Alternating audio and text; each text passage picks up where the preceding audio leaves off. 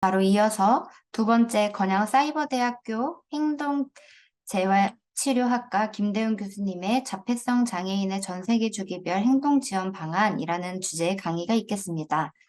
참가자분들께서는 강의 시간 동안 Q&A에 강의에 대한 질문을 남겨주시면 질의응답 시간에 답변을 드리도록 하겠습니다. 그럼 김대훈 교수님 강의 부탁드리겠습니다. 안녕하세요. 네, 자폐성 장애인의 전 세계 주기별 행동 지원 방안이라는 주제로 발표하게 된 건양사이버대학교 김대용이라고 합니다. 기회 마련해 주신 충북대학교 병원 손정호 센터장님과 충북 발달장애인 지원센터 김정희 센터장님께 다시 한번 감사의 말씀을 드립니다. 오늘은 자폐성 장애인의 이 전 세계 주기별 행동 지원 방안에 대해서 좀 말씀을 드리려고 합니다. 먼저 결론부터 말씀을 드리면 모든 인간은 지원이 필요합니다. 서비스가 필요하고 도움이 필요합니다. 뭐 다 큰 어른들도 도움이 필요하지 않습니까? 그러면 우리는 이제 자폐성 장애인과 관련된 뭐 서비스를 제공하든 이제 부모 보호자이든 어쨌든 관련된 전문가와 보호자들이 그러면 그 지원 서비스를 어디에서 찾을 수 있을까? 이 부분에 좀 초점을 맞춰 보려고 하는데요. 오늘은 이제 생애 주기별로 자폐성 장애인의 영유아 시기, 그리고 조금 학령기 시기, 그다음에 성인기 시기 요 좀 세 꼭지에 초점을 맞추어서 행동 분석 또는 이 행동 지원 분야에서 어떠한 방법으로 지원하고 있는지에 대해서 좀 이제 간략한 설명들을 드리려고 합니다. 먼저 영유아와 관련된 조기 개입과 관련된 것을 좀 말씀을 드리려고 합니다. 일단 미국 질병통제예방센터, 그러니까 CDC라고 하죠. 여기서 자폐 스펙트럼의 주된 어려움인 사회성, 의사소통, 그다음에 행동과 관심이 제한됨을 개선하기 위한 방법, 확장시키기 위한 방법 중 하나로 응용 행동 분석 기반, 소위 말하는 ABA 기반의 중재를 또는 이런 치료들을 이야기하고 있습니다. 응용 행동 분석을 뭔가 딱 잘라서 응용 행동 분석이다 아니다 이렇게 딱딱 잘라서 이야기하기는 상당히 어렵지만 뭐 예를 들어서 1대1 또는 1대 다로 직접적으로 교수를 통해서 무언가를 가르치는 것을 보통 우리는 DTT라고 이야기를 하고요. 보통 5세 미만의 아이들에게 집중적으로 DTT 등을 가르치는 것을 우리는 조기 집중 행동 중재, 뭐 Early Intervention Behavioral Intervention, 뭐 EIBI라고 보통 이야기를 합니다. 또 부모님들과 또는 들과 놀이를 기반으로 하는 이런 모델들을 ESDM, Early Start Denver 모델이라고 보통 이야기를 하고요. 그다음에 뭐 중심축 반응 훈련 같은 거 또는 이제 언어의 유창성이나 뭐 이런 형태적인 초점을 두는 것보다도 언어의 기능에 초점을 맞추는 이런 언어 행동 분석, verbal behavior intervention 이런 것들이 보통 응용 행동 분석 기반의 중재라고 할 수 있겠습니다. ABA에서는 또는 이런 행동적인 접근에서는요, 발달 장애, 즉 뭔가 생리적으로 유전적으로 뭔가 손상이 있다고 하더라도 좀 고강도의 환경적인 중재가 있다면 이 자폐의 핵심 결함이라고 할 수 있는 이런 사회적 의사소통, 즉 이런 언어 기능들을 유도할 수 있고 개선할 수 있다라는 이런 관점과 근거에 의해서 치료를 진행을 하고 있습니다. 뭐 CDC와 비슷하게 뭐 어티즘 스펙스 같은 뭐 자폐 스펙트럼 부모 단체 같은 데서도 뭐 ABA와 뭐 이런 언어 행동을 근간으로 한 치료와 중재를 좀 효과적으로 제시를 하고 있습니다. 자, 그러면 지금 이 꼭지의 주제인 조기 집중 행동 중재, 보통 5세 미만의 아이들에게 집중적으로 티칭하는 것은 과연 무엇이라고 할 수 있을까요? 아직까지 뭐 학자들마다 또는 학계마다 뭐가 조기 집중 행동 중재이다, 뭐가 EIBI다라고 딱 정리돼서 통일된 바는 거의 없지만 아마도 이런 요소들이 EIBA의 요소라고 볼 수 있지 않을까 정도는 뭐 연구되어져 있고 좀 검토가 되어져 있습니다. 첫 번째로 살펴볼 것은 무엇을 타겟하는가, 무엇을 목표로 잡는가가 중요합니다. 일단 자폐는 핵심 결함이 있지요. 뭐 우리 유희정 교수님께서도 잘 너무나 이제 명료하게 설명해 주셨던 것처럼 일단 사회적 의사소통 이게 이제 핵심 결함이 됩니다. 그래서 가르치는 것이 티칭하는 것이 ABA 치료를 하는 것의 목적이 사회성과 의사소통 또는 얘가 관심이나 놀이 기술이 제한적이고 부재하다면 관심과 놀이 기술을 증진시키는 것, 만약에 모방 기술이 부재하다면 그것을 증진시키는 것, 일상생활 기술, 자조 기술 이런 것들이 좀 제한적이고 어렵다면 직접적으로 타겟해서 가르치는 것, 이게 그 조기 집중 행동 중재의 목표가 되어집니다. 두 번째로 중요한 것은 세팅입니다. 환경이죠. 그 뭐 치료 환경을 의미합니다. 일반적으로 구조화되고 예측 가능한 환경을 조성하는데 이 예측 가능한 환경은 학령기 부분에서 조금 더 자세히 다루겠습니다. 이 세팅에서는 초기에는 1대1의 아동의 비율을 가지는 것이 좀 효과적으로 알려져 있습니다. 특히 치료 초기에 처음 이런 것들을 접하는 친구들에게는 뭐 다른 것보다는 좋아하는 것, 이것을 좀 다양하게 확장하는 것에 포커스를 두고 교사와 또는 친구들과 라포를 형성하게 하는 것, 그다음에 이 교수적인 상황에 익숙하게 하는 것에 보통 초점을 많이 두게 됩니다. 그래서 이 초기에 교수적인 상황에 얘가 조금 익숙해진다, 좋아하는 것이 확장되어졌다, 얘와 나의 교사와 뭐 치료사와 그다음에 아동과 아동 간의 이 라포가 좀 더 충분히 향상되었다라면은 1대 다의 비율을 통해서 치료가 이루어지게 됩니다. 특히 이 시기에는 일반화를 위해서 일상생활과 상당히 유사한 환경에서 초점을 두고 이 환경을 세팅하고 치료를 하게 됩니다. 세 번째는 EIBI의 필수 구성 요소 중에 하나는 조금 독특한 교육 절차를 활용한다는 것입니다. 뭐 일반적으로 알려져 있는 뭐 ABA 요법이라고 하는 것인데요. 뭐 이것은 뭐 일반적으로 좀 잘 알려져 있고 서두에 말씀드렸으니까 조금 가름하고, 그러면 주당 시수 같은 것들도 조금 신경을 쓰게 됩니다. 연구적으로는 뭐 주당 뭐 20시간, 40시간 정도를 이야기하는데, 최근에는 아이들이 특수교육 대상자라면 또는 여러 가지 지원을 받고 있다면 뭐 이미 어린이집이나 유치원 같은 데서 다양한 기관에서 이미 교육을 받고 있기 때문에 순수 치료실에서 시간이 20시간, 40시간을 이야기하는 것은 좀 사실 좀 무리가 있습니다. 그래서 뭐 최근 제 그냥 개인적인 아주 순수한 개인적인 소견으로는 뭐 일주일에 한 3시간, 세 시간, 세 세션, 네 세션 뭐 요 정도여도 충분히 이렇게 변화들이 좀 보여지는 것 같은 느낌이 있고요.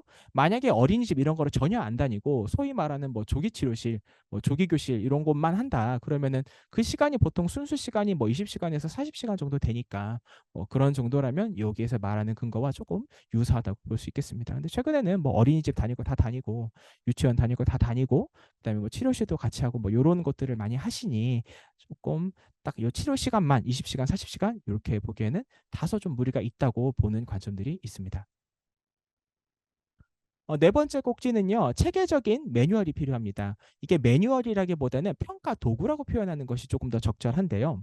이 자폐의 주된 어려움인 사회성, 이 사회적 의사소통을 ABA에서는 조금 더 세부적으로 이 단계별로 조금 구분해서 장기 목표와 단기 목표를 구분하고 있습니다. 그래서 현재 이 아동이 어느 정도의 영역을 습득하였는가 또는 도달하였는가 이런 것들을 사전에 평가를 통해서 체계적으로 평가를 하고요. 향후에 어떤 영역을 집중적으로 타격할 것인가에 대한 이정표의 역할을 이 매뉴얼을 통해서 하게 됩니다. 다섯 번째, 전문가의 슈퍼비전이 필요합니다. 무엇보다도 가장 중요한데요. 이 결정적 시기인 영유아의 목표가 현재 적절한지, 그리고 막상 이 평가 근거를 통해서 체계적으로 짰는데 막상 시도해 보면은 변경 사항들이 항상 많거든요. 그렇기 때문에 그 수정 사항은 없는지 살펴보고, 그다음 제일 중요한 것, 치료사들이 이걸 정교한 치료를 하는 게 상당히 중요합니다. 매우 중요해서 그 정확한 치료, 정교한 치료를 하는지를 살펴봅니다.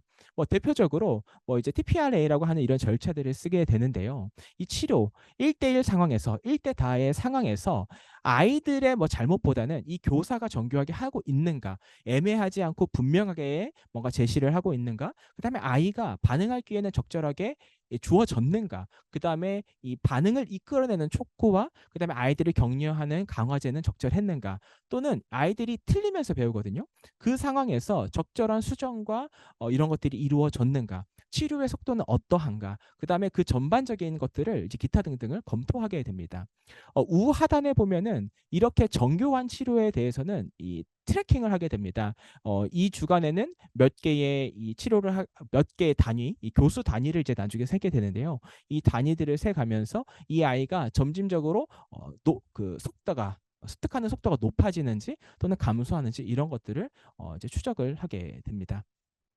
그다음에 이제 여섯 번째는 치료실에서만 그 배운 행동들을 유도해 내는 것은 여기 ABA 목표가 되지 않습니다. 그래서 아이가 집에 가서 또는 일상생활 중에 얘가 어린이집 간다면 어린이집에서, 유치원에서, 얘가 이제 학교를 다닌다면 학교에서 배운 것들이 거기서 도달하고 나오는지를 살펴보고 일반화와 유지를 이제 강조하는 것. 그다음에 가족도 함께 참여하는 것을 상당히 촉진하고 있기 때문에 이 부분들. 그다음에 이 친구가 만약에 조금 사회적으로 수용하기 어려운 또는 같이 공감하기 어려운 행동을 보이고 있다면 그것들은 또 직접적으로 타겟해서 감소시키는 절차들을 보통 이 EIBI에서 하게 됩니다. 핵심은요. 발달의 어려움으로 인해서 행동 중재가 필요한 아이들이 이 조기 집중을 받게 될 텐데 근데 시간과 재화와 뭐 이런 것들이 제한적이기 때문에 얘가 평생 배워야 할 모든 행동을 직접적으로 습득할 수 하도록 서비스를 제공할 수가 없습니다. 인간으로서 살아가는데 배워야 되는 것들이 얼마나 많이 있습니까? 근데 이거를 다 일일이 가르친다? 결코 할 수 없는 것들이죠. 그렇기 때문에 이 응용 행동 분석을 근간으로 하는 중재에서는 하나를 배우면 다른 행동까지도 파생되어지는 그런 이제 행동들을 타겟해서 가르치는 것, 골라서 가르치는 것을 굉장히 중요하게 여기고 있습니다. 이걸 학문적으로 행동 발달점, behavioral curve 기반 중재를 한다고 이야기를 하는데요. 일반적으로 모든 행동, 뭐 텍트를 하면 텍트 하나 이것저것 다 가르쳐 주기보다는 딱 몇 가지를 딱 배워 놓으면은 얘가 이거를 무기 삼아서 여러 가지 행동들을 다 배울 수 있게 하는 그런 행동들을 골라서 가르치고 있습니다. 그리고 그런 것들이 이제 정리가 되어져 있고요. 그러면 그런 것들이 보통 이런 매뉴얼들에 이런 평가 도구들에 조금 나열이 되어 있습니다. 뭐 대표적으로 뭐 엘카라고 하는 도구, 그다음에 엘카의 좀 이전 버전인 뭐 시퍽이라고 하는 도구, 그다음에 뭐 대중적으로 조금 번역되어 있는 뭐 에이블스 R이라든지 비비맥 같은 도구들이 소위 말하는 그런 커스프 기반으로 좀 쪼개져 있는 평가 도구이자 커리큘럼이라고 볼 수 있겠습니다. 그래서 이제 평가를 하게 되면은 이 친구가 이전에 뭐 작년 9월에는 뭐 이 정도까지 도달했는데 뭐 3달 뒤에는 어느 정도, 그다음에 3달 뒤에는 어느 정도, 1년 뒤에는 얘가 어느 정도 도달했다더라. 이런 것들을 좀 시각적으로 살펴보면서 이 아이의 성장과 그다음에 이 치료 계획의 이런 방향성들을 의사결정하게 됩니다. 뭐 이제 이런 식으로 이제 보통 쓰고요. 그다음에 충북대학교 병원 같은 경우에는 이런 이제 평가나 이런 근거들을 통해서 아이들마다 이 ITP 개별화된 치료 계획들을 이제 수립을 하게 됩니다. 보통 ABA 치료실 잘 구성되어 있는 곳은 다 이런 치료 계획들이 초기에 다 작성을 하고 주기적으로 검토하고 이제 평가를 하게 됩니다. 그래서 평가 결과 때 제시된 영역들, 뭐 학습과 관련된 영역이다, 또는 뭐 의사소통과 관련된 영역이다. 그래서 현재 수준들을 뭐 이제 작성을 하게 되고요. 교수 계획에는 뭐 장기 목표와 단기 목표를 제시하고 어떤 것들을 활용해서 가르칠 것인지도 굉장히 구체적으로 제시를 하게 됩니다. 뭐 소위 말하는 무바라 아동 같은 경우에는요, 일단 앉는 것부터 재미있게 해줘야 되거든요. 뭐 억지로 앉힌다고 되는 거 아니기 때문에 앉는 것조차 앉아서 뭔가 즐거움을 느끼고 행복감을 느낄 수 있고 앉았을 때 선생님과 마주 앉아서 뭔가를 했을 때 기쁘고 재미있고 내가 뭔가 유익하다는 그런 경험들을 타겟으로 아예 잡게 됩니다. 그리고 뭐 눈을 맞추는 것, 그다음에 뭔가 수업을 할 때 그 수업에 제시되는 것들을 트래킹하고 눈을 맞추고 이런 게 상당히 중요하거든요. 그래서 뭔가 주어졌을 때 그런 것들을 쳐다보고 바라보고 이러는 단계부터 새로운 것을 모방하는 것에 대한 목표 이런 것들도 작성하기도 합니다. 또 표현 언어와 관련해서 따라 말하는 게 언어 발달에 상당히 중요하지 않습니까? 뭐 따라 말하기는 어떻게 유도할 것이고 어떤 걸 가르칠 것인지, 그다음에 요구하는 말하기는 어떻게 가르칠 것인지, 보고, 듣고, 냄새 맡고, 듣고 그것이 무엇인지 말하기는 어떤 매테리얼로 가르칠 것인지를 이렇게 좀 체계적으로 제시하게 됩니다. 그리고 조금 더 애가 도달하게 되면은 다른 사람과 대화는 어떻게 하게 될 것인지, 소위 말하는 이제 좀 어느 정도 수준이 올라가게 되면은 쓰는 거, 글씨 읽는 거, 듣고 쓰는 거, 대화하는 거, 판단하는 거, 작문하는 거 이런 것까지도 단계적으로 올라가게 됩니다. 그렇다면 이 조기 집중 행동 중재 5세 미만의 아이들에게 집중적으로 DTT 또는 런 유닛을 체계적이고 집중적으로 그리고 모든 행동을 가르치기보다는 얘네가 하나를 배우면 다른 데서도 응용해서 쓸 수 있는 그런 아주 핵심적인 행동들을 가르치는 이런 조기 집중 행동 중재가 과연 누구한테 적절한 것인가에 대해서는 이제 뭐 여러 가지 메타 연구들이나 이런 체계적인 검토를 통해서 조금 어느 정도는 정리되어 있습니다. 그러면 좀 공통적으로 그러니까 모든 사람이 여기에 이제 동의하는 거는 아닌 것 같습니다만 공통적으로 좀 많은 연구들에서 일단 아이들의 나이가 조금 어릴수록 이 ABA 치료를 하는 것에 대해서 조금 더 좋은 결과를 좀 예측할 수 있었던 것 같다라고 얘기를 하고 있고요. 그다음에 좀 인지 기능이 조금 더 수월할수록 좋은 결과를 예측할 수 있었다라고 좀 보고가 되어지고 있습니다. 그다음에 모든 연구에서 그런 건 아니지만 몇 편의 연구에서는 주당 치료 시간이 조금 중요했던 것 같고 그다음에 진단의 심각도, 그러니까 좀 덜 심각도가 있을수록 좋은 예후를 보였다. 그다음에 기존의 언어 능력이 조금 어느 정도 있었으면은 좀 더 좋은 결과를 예측할 수 있었다라고 좀 보고는 하고 있습니다. 이게 모든 연구가 아니고 일부 연구입니다. 또 일부 연구에서는 아동이 이 물건을 물건의 목적대로 쓸 수 있었으면, 좀 기능적으로 쓸 수 있었으면 좀 더 좋은 결과를 예측할 수 있었다. 이렇게 좀 보고를 하고 있습니다. 그러면 청소년기로 넘어가 보겠습니다. 청소년기 이제 학령기, 이제 8살 이후를 좀 이야기 드려 보도록 하겠습니다. 청소년기 아동의 가장 큰 이슈는요, 본인이 가장 많은 시간을 보내는 학교라고 할 수 있겠습니다. 모든 학생들이 그렇듯 우리 아이들도 국어, 영어, 수학, 사회, 과학, 음악, 미술, 체육, 영어, 도덕, 실과 뭐 이런 학업적인 부분과 선생님과의 관계, 학생과의 관계, 진로, 봉사활동, 동아리 활동 이런 생활적인 부분, 그리고 유희정 교수님께서도 말씀해 주셨지만 주의력, 강박, 우울, 불안 등과 같은 뭔가 이 외현적이거나 내현적인 정서적인 부분에 늘 고민을 가지고 있다고 할 수 있겠습니다. 모두가 동의하시는 바와 같이 자폐 스펙트럼을 지닌 아동들은 강점도 그리고 특성도 정말 다양합니다. 그렇기 때문에 학교에 배치되는 형태가 매우 다양한데요. 자폐 스펙트럼 장애로 진단이 되어지고 특수교육을 받기로 결정되어지면 크게 네 가지 배치가 이루어지게 됩니다. 첫 번째, 일반적으로 아이들과 한 반에서 20, 30명에 되는 아이들과 같은 담임 선생님과 일반적으로 활동하는 완전 통합의 형태가 있습니다. 두 번째, 2, 30명의 아이들과 같은 담임 선생님을 두고는 있지만 본인이 조금 어려워하는 국어나 수학 같은 거는 잠시 특수교사의 도움을 받으러 내려가는 부분 통합 형태의 일반 학교 특수학급이 있죠. 그다음 세 번째, 2, 30명의 아이들과 같은 담임 선생님을 두고는 있지만 실제로는 아이들과 담임 선생님과 전혀 생활하지 않고 특수학급에서 특수교사와 온종일 있는 전일제 특수학급의 형태도 있습니다. 그리고 그 모든 학급의 학생들이 특수교육 대상자인 특수학교의 형태, 이 보통 네 가지의 형태로 배치된다고 볼 수가 있겠는데요.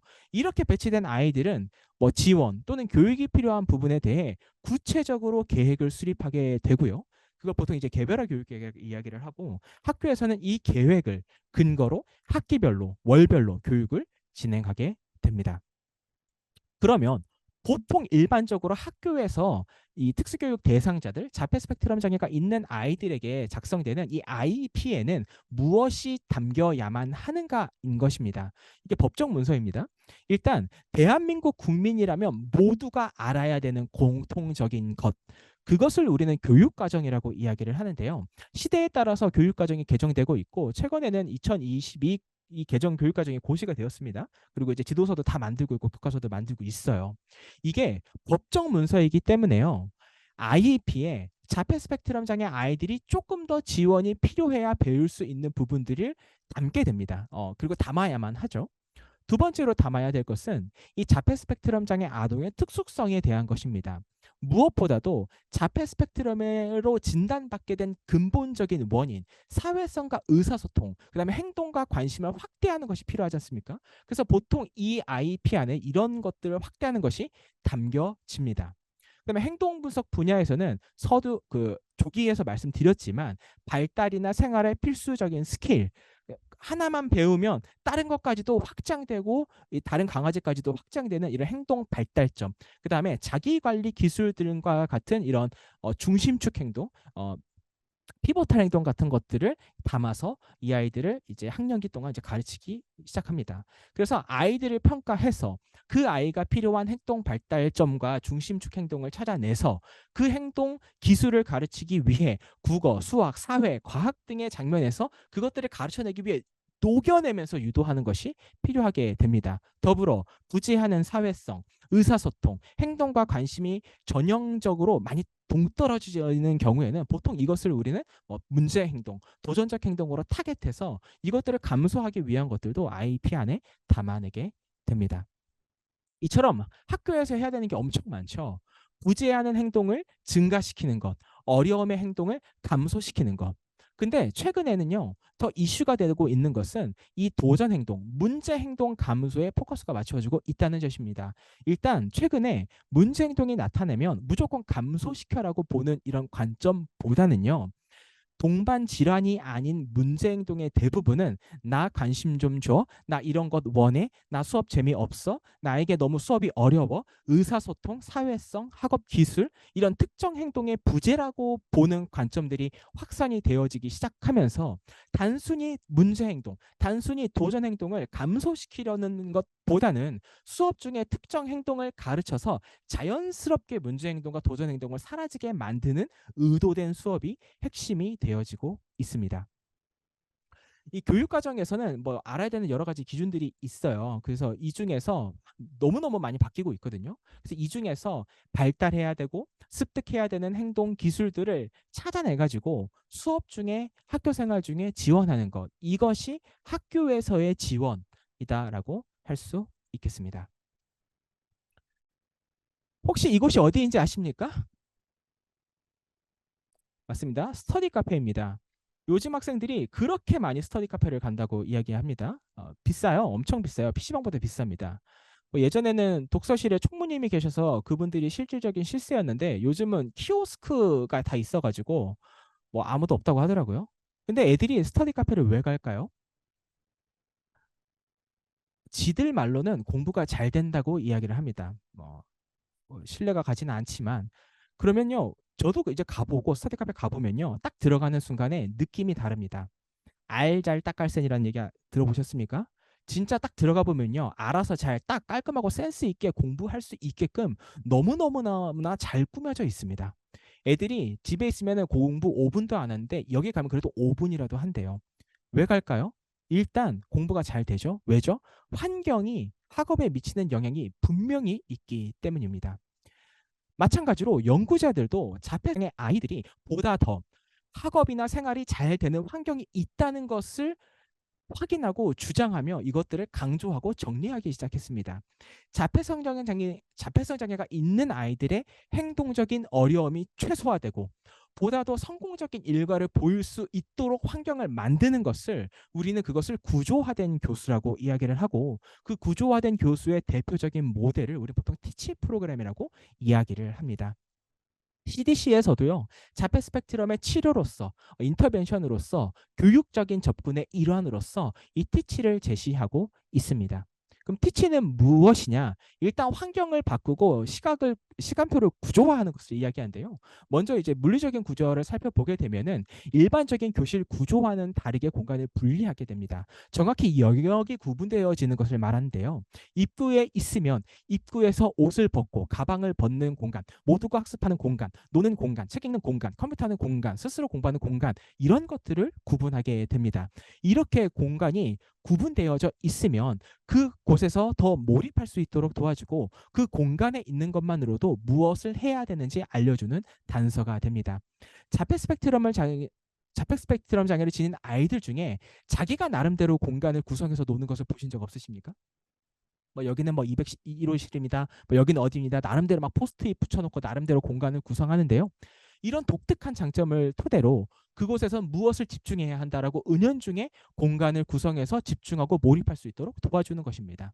오른쪽의 그림은 실제 학급의 사례입니다. 이 학급은 조금 더 돈을 들여서 아예 공사를 진행한 곳입니다. 책 읽는 공간이고요. 뭐 책상은 아예 따로 구분되어 있습니다. 아이들이 명확히 압니다. 하는 곳, 노는 곳.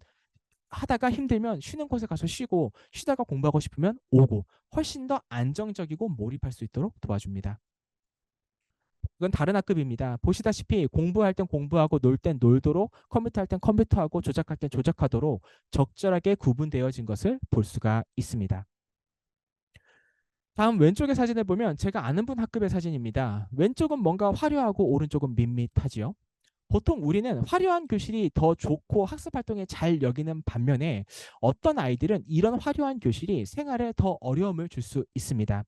많은 연구에서 밝혀졌지만 자폐 스펙트럼 장애 아동들이 기하학적 패턴 등의 시선을 가는 것이 독특한 특성이지 않겠습니까? 그래서 오히려 선생님을 봐야 되는 칠판이나 주목해야 되는 곳에서 더 깔끔하게 정리되고 이렇게 되어야 되는 것이죠. 근데 책상도 맨 뒤야. 그래서 그 여러 가지 뒤통수들을 뚫고 선생님을 바라봐야 되는데 그 선생님 옆에는 수많은 화려한 교수의 결과들이 있다. 그러면 오히려 조금 어려울 것입니다. 그래서 오히려 선생님들은 오히려 아무것도 없이 조금 더 수업 생활이 잘 적응될 수 있도록 물리적으로 구조화를 하게 됩니다. 다음은 공부할 때인데요. 공부할 때는 의도적으로 독서실처럼 꾸며줍니다.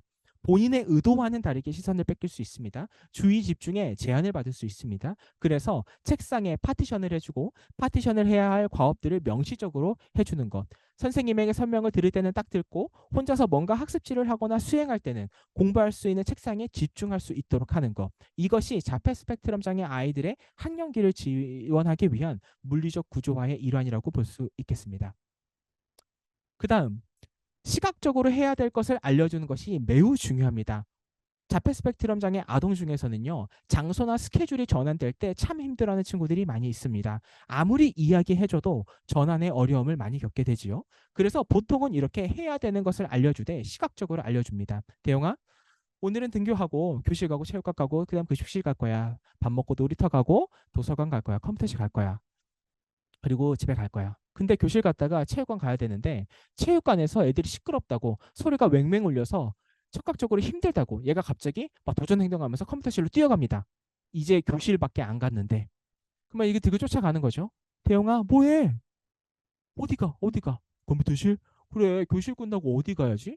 체육관? 그래, 체육관 가야지. 컴퓨터실은 이따 밥 먹고 도서관 갔다 갈 거야. 라고 했을 때 훨씬 더 빠르게 수월하게 생활로 돌아오게 된다는 것입니다. 발화가 없는 조금 비교적 많은 도움이 필요한 아이들을 위해서는요, 이 시각적인 스케줄을 뭐 해당 활동을 대표하는 물건으로 바꿔준다든지 좀 더 익숙해지면은 뭐 사진이나 그림, 글자로 표해주는 것이 좀 수월하다고 볼 수 있겠습니다.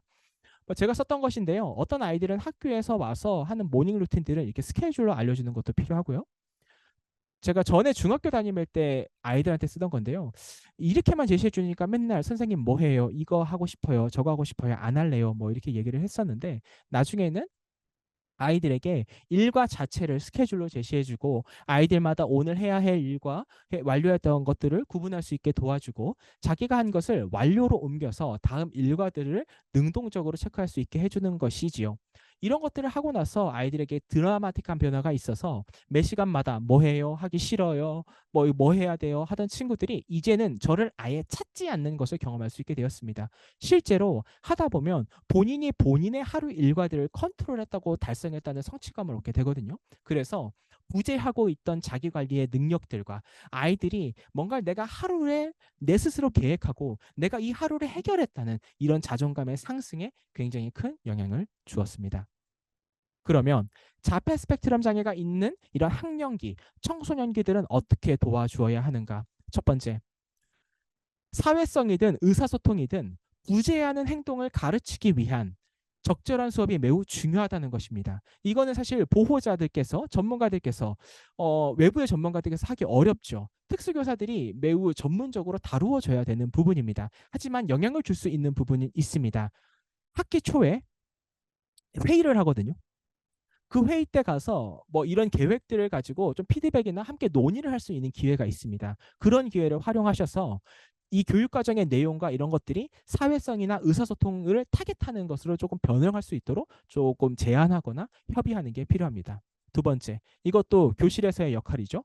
애초에 생활이 잘 되게 만드는 그런 예방적인 환경 자체를 만드는 것이 필요하다고 요약할 수 있겠습니다. 다만 좀 독특하거나 특별한 절차가 필요하기도 합니다.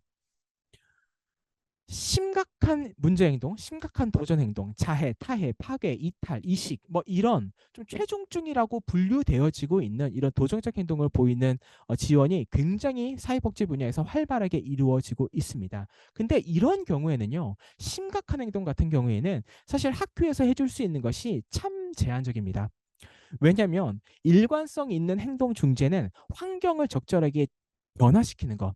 저는 좀 뒤집는다고 표현을 하는데요. 이 뒤집는 것부터 시작돼야 되는데 학교는 어쨌든 응용적인 환경이고 법적으로 교육 과정을 가르쳐야 되는 환경이고 그다음에 그 나름대로 정해진 그런 스케줄들이 있기 때문에 이 환경을 완벽하게 통제하기가 상당히 어렵습니다.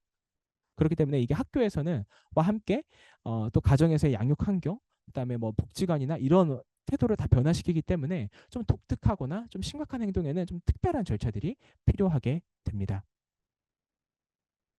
그러면 이런 심각한 행동에 어려움이 있는 경우에는 현재 특수교육 백그라운드에서 특수교육 상황 학년기에서는 어떻게 지금 지원이 이루어지고 있는가에 대해서 간략하게 살펴보겠습니다.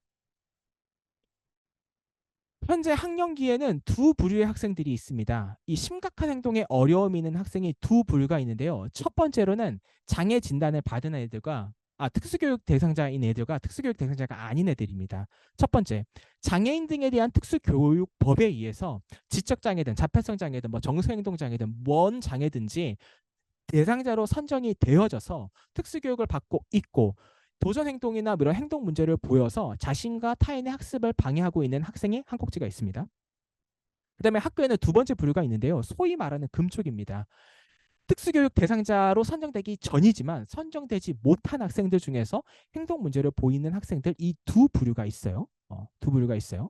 이 첫 번째 부류 같은 경우에는요. 어쨌든 장애 학생이기 때문에 일반 학교에서 담임교사와 행동지도의 전문성이 있는 특수교사 그리고 교육청 등에서 양성된 행동중재 담당 교사 뭐 이런 사람들과 협력적으로 개입하는 것이 일반적인데요. 사실 두 번째 학생 같은 경우에는 협의체 자체가 없기 때문에 사실 위기에 좀 있는 학생이라고 볼 수 있겠습니다. 뭐 소위 말하는 정서행동 지원의 회색지대가 있는 학생이라고 볼 수 있겠습니다.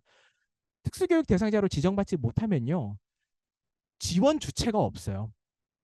일단 다시 본론으로 돌아가서 일반적으로 장애 학생이든 뭐 회색지대에 있는 학생이든 이런 행동, 도전 행동, 문제 행동에 어려움이 있는 학생은 보통 일반 학교 통합 상황이 많으니까 학기 초에 뭐 전체적으로 뭐 하는 이런 검사들 하게 되고요. 학생의 지원 강도나 범위에 따라서 학교 내에서 하는 지원, 그다음에 학교 밖에서 하는 지원, 그다음에 뭐 가족의 지원 이런 것들이 유기적으로 순환하면서 이제 상호 협력하면서 이 도전 행동, 문제 행동을 지원하게 됩니다. 그럼 먼저 학교 안에서 이루어지고 있는 지원을 살펴보도록 하겠습니다. 일반적으로 학교 안에서는 긍정적 행동 지원이라고 불리는 학교 전체가 학생을 위해 적극적으로 달려드는 접근 방법을 취하고 있습니다. 미국 같은 경우에는요, 이 접근 방법이 이름부터 상당히 매력적입니다. 긍정적. 그렇기 때문에 이 방법이 이름부터가 매력적이고 또 접근 방법 또한 합리적이고 이 문제 행동을 예방하는 것에 포커스를 두고 있기 때문에 97년 법령 자체에 명시가 되어져 있고요. 현재는 4만여 개 이상의 학교에 적용되고 있고 이미 효과성이 경험적으로 증명이 되었습니다. 그러면 저한테 김정수 선생님 긍정적 행동 지원이 딱 한마디로 뭐야? 이렇게 물으신다면 저는 학교에서 이루어지는 체계적인 생활지도 방법이다라고 이렇게 답변을 해드립니다.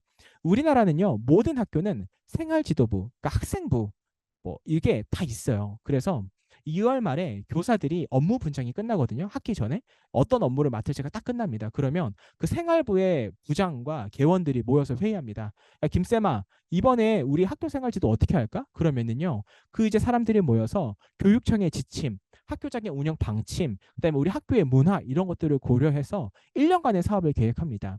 그래서 이와 같이 생활지도를 하는 경우에는요, 뭐 초중고 상관없이 다 해요, 이거는. 그래서 모든 학생을 대상으로 합니다.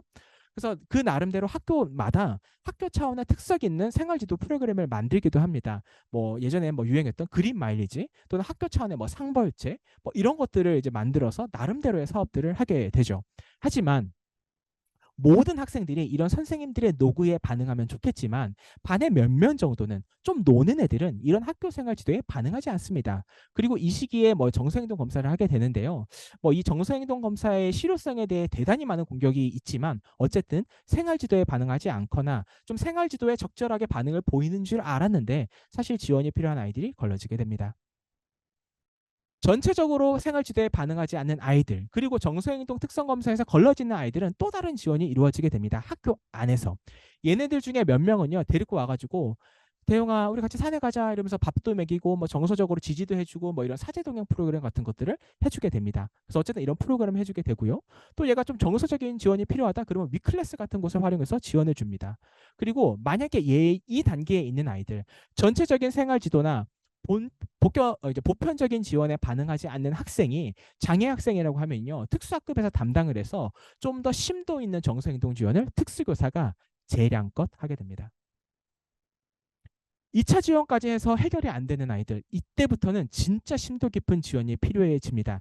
진짜 리얼 문제 행동, 리얼 도전 행동 또는 범죄 행동 수준의 행동, 폭력 수준의 행동들이 이 단계에 보통 걸러지게 됩니다. 일반적으로 이 정도의 수준은 행동 분석 전문가나 트레이닝을 받은 사람이 행동의 원인을 딥하게 살펴보게 되는 기능적 행동 평가를 통해 행동의 원인을 파악하고 예방적이고 반응적인 전략을 짜서 지원을 하게 됩니다. 특히 이 3차적인 요 부분들은 뭐 계획을 세워서 수립하는 게 접근한데요. 그 오른쪽 그림 같은 경우에는 제가 문제행동 지원을 위한 좀 플로우인데 보통 이 플로우대로 이제 병원 등에서 심각한 행동에 대해서 이제 접근이 이루어진다고 볼 수가 있는데 이것에 준해서 학교 내에서도 이루어지는 게 필요합니다. 이처럼 모든 학생을 대상으로 하는 보편적인 지원부터 집중적인 지원까지 행동 지원 시스템이든 뭐 일반 학교에 가든 특수학교에 가든 다 이루어지고 있습니다. 근데 이 시스템이 학교마다 다 다르게 적용될 수 있기 때문에 이게 과연 정교한 긍정적 행동 시스템이 구축되는지에 대해서는 점검이 필요합니다. 그래서 미국 같은 경우에는요, 이 시스템을 점검하는 틀들이 많이 만들어져 있고요. 행정적인 부분, 재정적인 부분도 상당히 중요하기 때문에 이런 것들이 적절한지를 파악하고 있습니다. 또한 행동 문제의 원인을 파악하는 이런 절차의 타당성, 정교함, 지원하는 교사들의 지원 방법의 정확함 등을 점검해 내게 됩니다. 이 긍정적 행동 지원이 잘 이루어지기 위한 가장 필요한 것들은 계획을 세우는 게 중요한데요. 보통 이 행동 지원 계획이라는 것들을 체계적으로 세우면서 이 고도의 도전 행동을 보이는 학생들을 지원하게 됩니다. 이 행동 지원 계획, 뭐 BIP라고 보통 일반적으로 이야기를 하는데요. 학생들이 문제 행동을, 도전 행동을 예방하고 효과적으로 대응하기 위해 설계된 계획을 의미합니다. 이 안에는 원인에 대한 것, 그다음에 어떻게 예방할 것인지, 그다음에 예방했음에도 불구하고 그 행동이 나왔을 때 우리가 어떻게 대응할 것인지를 포함해서 구체적인 지침이 담겨진다고 볼 수 있겠고요. 미국에서는 법령에 따라서 아이들이 교육 계획을 작성할 때 행동에 위기가 있다면, 행동에 어려움이 있다면 이와 같은 BIP를 반드시 작성할 수 있도록 제시를 하고 있고 협의체 내에서 이 파트를 논의하고 있습니다. 그럼 우리나라는 없느냐? 그렇지 않습니다. 우리나라는 장애 학생의 교육을 위한 개별화된 프로그램 IEP를 마련하게 되어 있고요. 이 시행 규칙 4조 3항에 보면은 아이들에게 필요한 영역들을 담으라고 이야기를 하고 있습니다. 그렇기 때문에 우리나라에는 법적으로 이거 행동 지원과 관련된 부분을 담으라는 그런 조항이 없다라고 아니 말할 수 없다는 것입니다. 게다가 최근 연구를 살펴보게 되면은 이 장애인 등에 대한 특수교육법이 이제 개정 관련된 연구가 이루어진 적이 있었고요.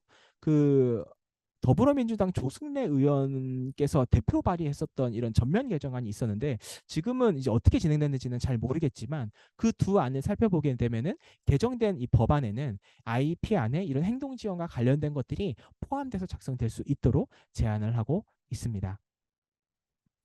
뭐 행동 지원 계획 BIP를 수립하는 것은 일반적으로 어떤 행동을 지원할 것인지 타겟하고 수량화해서 행동의 원인을 분석하는 이런 것들이 이제 이루어지게 됩니다.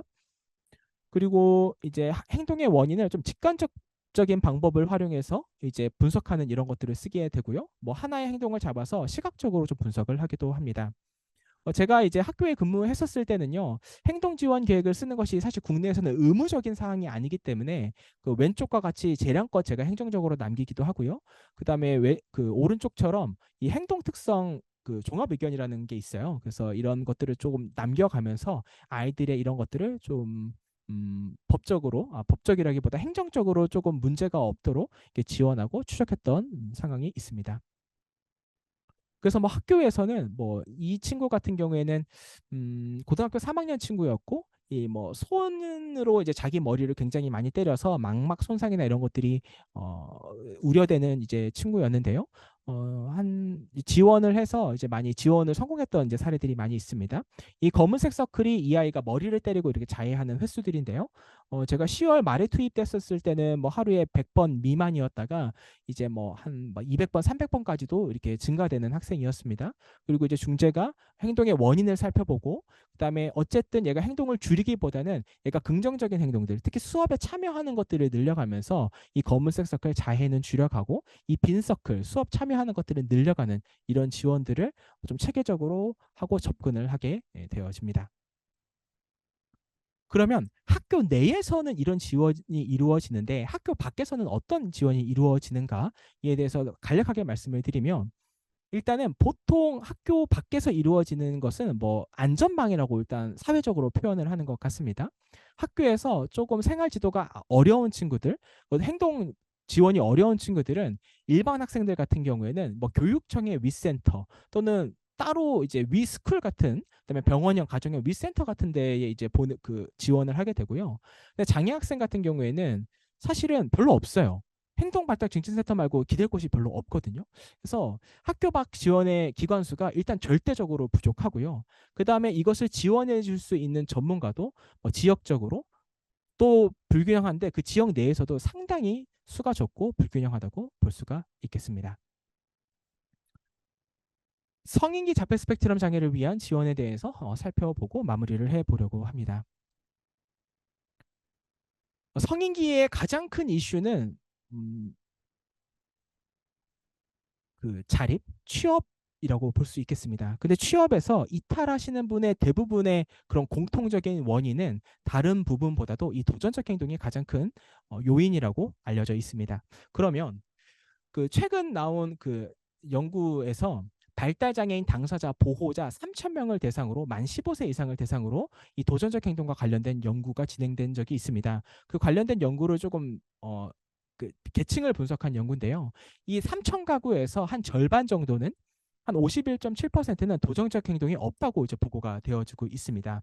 그 나머지는 도전적 행동이 보이는데 도전적 행동의 유형이 자해, 타해, 파괴, 방해 행동, 뭐 특이한 습관들, 뭐 이제 사회적인 공격들, 뭐 위축, 뭐 부주의, 뭐 비협조, 여러 가지 행동들이 있을 텐데 이 중에서 한 가지만 보이는 사람은 없다는 거예요.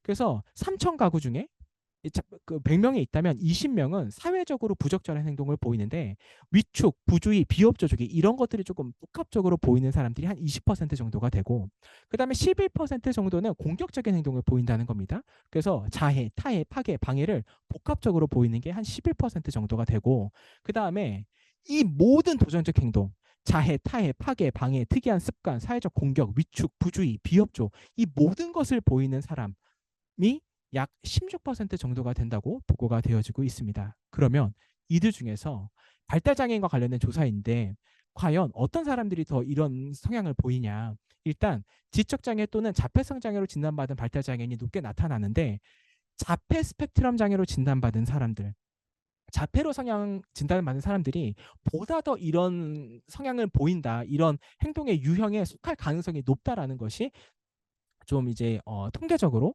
확인이 되었습니다. 그리고 학령기보다 이 도전 행동이 성인기에 올라갔을 때 정점을 보인다는 것입니다. 특히 이 성인이 될 때까지 이 도전 행동이 지속되고 성숙함에 따라서 심각도가 증가되어지는데 이거는 사실은 그 20대의 청년 30대의 청년 얼마나 혈기왕성하고 에너지가 넘칩니까? 그래서 아마 그것과 관련되지 않았을까라고 이제 좀 추측을 하고 있습니다. 그래서 어찌됐건 통계적으로도 경험적으로도 학령기보다 성인기의 이 도전 행동이 조금 더 높게 정점을 보인다라고 보여지고 있습니다. 그리고 충청 권역이 발달장애의 출현율이 높습니다. 좀 높은 편에 속합니다. 그렇기 때문에 아무래도 시간이 흐름에 따라서 성인기 발달 장애인에 대해서 좀 잠재적인 서비스 수요가 계속적으로 지속적으로 예측된다고 볼 수 있겠습니다. 그러면 이 성인기 발달 장애인을 위해서는요, 좀 이 복지 제도와 관련돼서 살펴보는 게 필요한데요. 일단 우리나라의 복지 제도가 굉장히 다양한 지원 제도가 마련이 되어 있습니다. 근데 이게 도전적 행동, 자해나 타해를 보이는 사람들은 이런 공적 서비스 이용이 상당히 제한이 되어지게 됩니다. 그래서 제도권 밖으로 나오지 못하는 회색지대가 존재한다는 것입니다.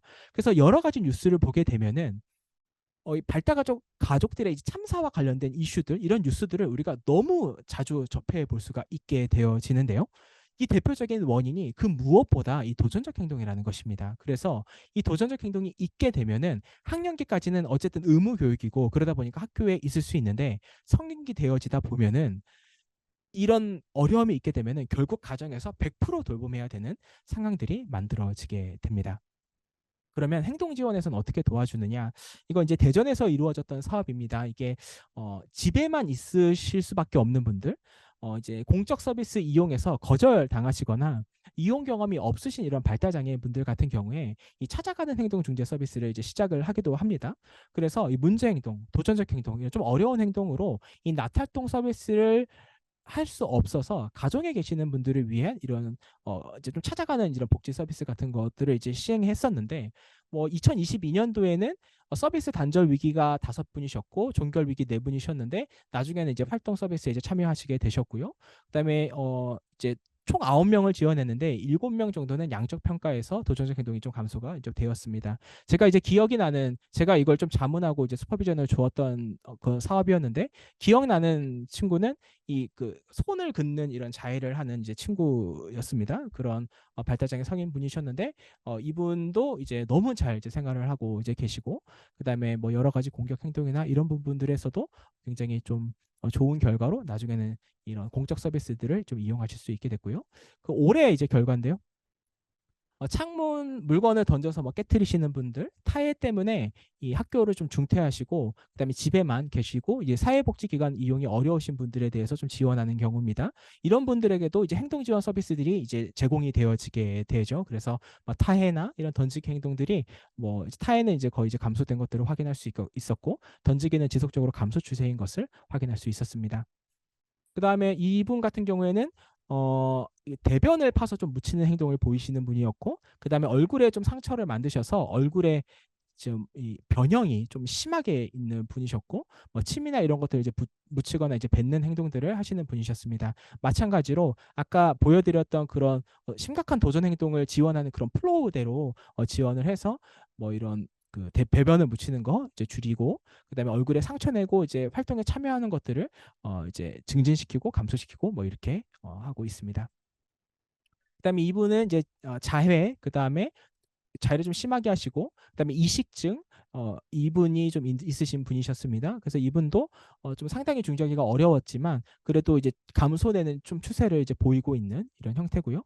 그다음에 이분 같은 경우에는 20년도부터 이제 코로나 이후부터 집 밖으로 나가시지 않으셨던 분입니다. 아예 외출을 이제 거부하셨던 분이셨고 보호작업장에서 뭐 2010년부터 하셨었지만 19년부터 이제 본격적으로 이용을 거부하기 시작해서 20년부터 이제 한 3년 동안 외부 활동 자체를 이제 안 하셨던 분이셨고 이제 외출 거부를 이유를 알 수 없어서 서비스 이용에 좀 어려움이 있으신 분이셨습니다. 그래서 이제 집에만 있기 때문에 일단 일상생활이 좀 무너지신 상황이고 뭐 손등 물기, 뭐 때리기, 뭐 그다음에 이런 여러 가지 이슈들이 있으셨는데요. 뭐 투입된 게 이제 6월에 이제 투입됐었고 다행히 좀 여러 가지 이제 접근 방법들, 긍정적인 방법들, 예측 가능한 방법들, 뭐 스케줄 이런 것들 좀 다양하게 써서 한 2달 정도 뒤에 이제 외부 활동을 이제 성공하게 되었고 11월 그 2달 뒤에 결국 이제 기관에 이용을 할 수 있게 좀 지원해 드렸던 이제 사례입니다. 이제 곧 최중증 통합 돌봄이 현실적으로 구현되기 시작을 했는데요. 보통 성인기 발달 장애인을 위한 사업이 좀 이 돌봄 기관에서 이제 많이 이루어진다고 볼 수 있겠습니다. 근데 이 도전적인 환경이 개선된 통합 돌봄 기관이 필요하고 이게 최중증 통합 돌봄의 선결 과제라고 볼 수 있는데 이 도전적 환경은 부족한 활동, 상호작용 이런 것들이 있는 환경을 의미하게 됩니다.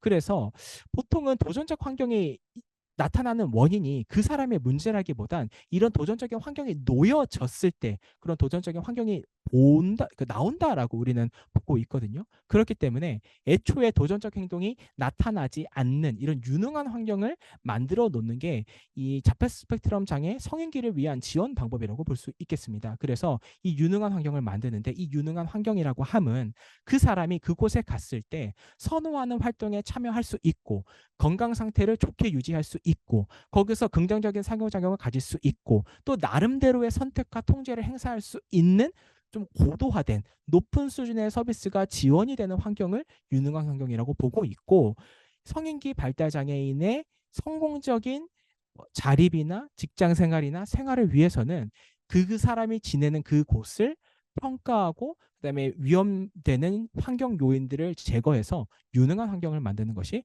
포커스가 되어져야 한다고 볼 수 있겠습니다. 그러기 위해서는 좀 상당히 이 종사자들이 많이 이 교육을 받아야 되고 처우가 개선이 되어져야 되는데요. 그런 측면에서 이제 여러 가지 이제 교육 과정들이 이제 만들어져 있고 이런 것들을 통해서 교육을 받아 지원을 할 수 있게 됩니다. 정리하고 결론 내려보도록 하겠습니다. 결론은 제 오늘 주제는 어쨌든 모든 인간은 지원이 항상 필요하다는 대전제로 그러면 우리는 그 지원을 어디서 찾을 수 있을까에 대한 이런 정보들을 알려드리기 위한 좀그 전반적인 것들을 좀 얇고 넓게 알려드렸습니다. 그래서 오늘 들으신 여기 많은 수많은 전문가들과 보호자분들께서 내가 어떤 지원이 필요했었는데 이런 아이디어가 있을 수 있겠구나. 이런 것들을 한번 찾아봐야겠다. 이런 아이디어를 얻을 수 있으셨으면 합니다. 경청해 주셔서 감사합니다. 네, 김대현 교수님의 좋은 강의 감사드립니다. 이어서 김대현 교수님의 강의에 대한 질의응답 시간을 가지도록 하겠습니다. 김대현 교수님께서는 지금부터 약 15분 정도 질문에 대한 답변을 부탁드리겠습니다. ABA 치료 방법과 감각 통합 치료는 치료의 추구 방식이 상충된다고 들으셨는데 어떻게 이걸 병행을 어떻게 생각하시는지 궁금합니다. 저는 각자 아이들에게 맞는 접근 방법이 다 다를 수 있다라고 생각을 합니다. 뭐 ABA가 다 좋다고 볼 수 딱 좋다, 뭐 진리다 이렇게 말하는 것은 상당히 좀 위험하다고 생각을 하고요. 결국 진리에 가까우면 같은 이야기들을 할 수밖에 없게 되어 있습니다. 그리고 그 아이를 위해서 이제 다양한 접근들을 쓰는 게 좀 필요하다고 좀 생각을 하는데요. 뭐 감통 같은 경우에는 글쎄 에비던스가 또 어느 정도 이제 쌓여 왔는지는 모르겠지만 그래도 에비던스가 좀 쌓이고 있다라고 좀 보여주고 있습니다. 또 어떤 측면에서는 좀 이제 부정적으로 보는 의견들도 있지만 또 어떤 한편에서는 이 근거가 쌓이고 있다라고 좀 보고 있기 때문에 그런 맞다는 그게 맞는 아이들이 있다라는 또 케이스가 분명히 있다라는 좀 사인일 수도 있겠다는 생각이 들어서 그 아이에게 적절한 것을 핏하게 맞는 게 중요한 것 같고요. 근데 제일 중요한 거는 모니터링하는 게 참 중요합니다. 그걸 하고 나서 이 아이가 얼마만큼 성장해 왔는지 그리고 그 성장이 유의미한 성장들인지 자폐의 핵심 결함인 사회성과 의사소통과 이 관심과 행동이 정말 다양해지고 있는지 그것들을 통해서 이것들을 좀 주기적으로 검토할 수 있고 정말 그것을 통해서 증진되고 있다면 그 아이에게 맞는 치료 방법이 아닐까 이런 생각이 듭니다.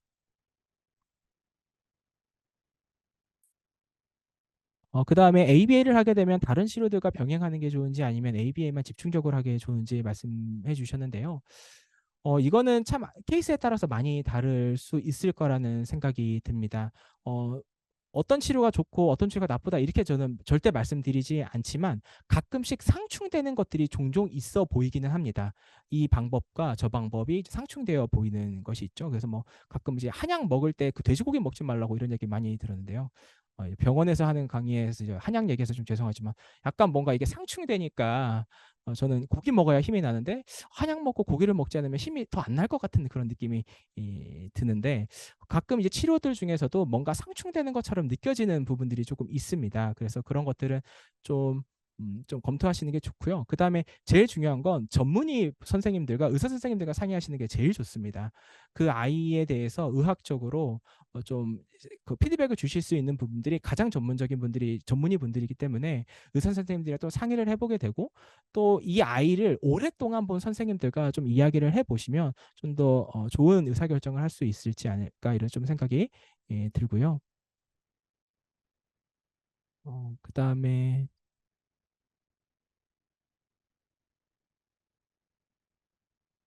그다음에 학교 진학과 관련된 이야기들을 좀 많이 해 주시고 있습니다. 어 일반 학교에 진학해야 되느냐 또는 특수학교로 진학을 해야 되느냐 뭐 이런 질문들을 많이 해 주시는데요. 무엇이 좋을까에 대해서 고려해야 될 사항들이 이제 정말 많이 있습니다. 정말 많이 있지만 행동중재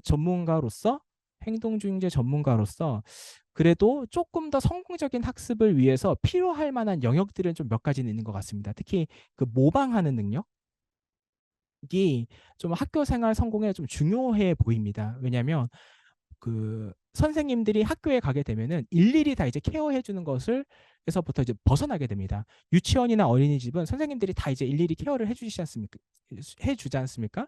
그리고 이제 수업 중에도 얘가 화장실 가고 싶으면은 그걸 좀 존중하고 이제 그러는데 학교 가면은 거기서 딱 변화가 되어지게 됩니다. 그러면 얘네들이 딱 그 모방하고 관찰하는 능력이 있어서 내가 직접적으로 무언가가 없더라도 이 상황을 보면서 내가 판단하는 이런 것들이 있어야지 쉽게 적응해지게 됩니다. 근데 요 능력들이 좀 부재하게 된다면 그 적응에 조금 더 많은 노력이 필요하게 될 수 있어서 그 모방 능력과 관련된 부분들이 이 학교 생활을 좀 더 쉽게 적응하느냐, 조금 더 많은 지원이 필요하느냐에 대해 저는 좀 주요하게 보는 그 영향이라고 좀 보고 있는 것 같아요. 그래서 좀 초등학교 입학 전후시라면 다른 사람들을 관찰하는 능력, 모방하는 것, 요런 것에 좀 포커스를 두고 듣고 말하는 능력, 여기에 좀 포커스를 두시면 어떨까 어, 좀 생각이 듭니다. 그리고 이제 1분 남아서 마지막으로 어,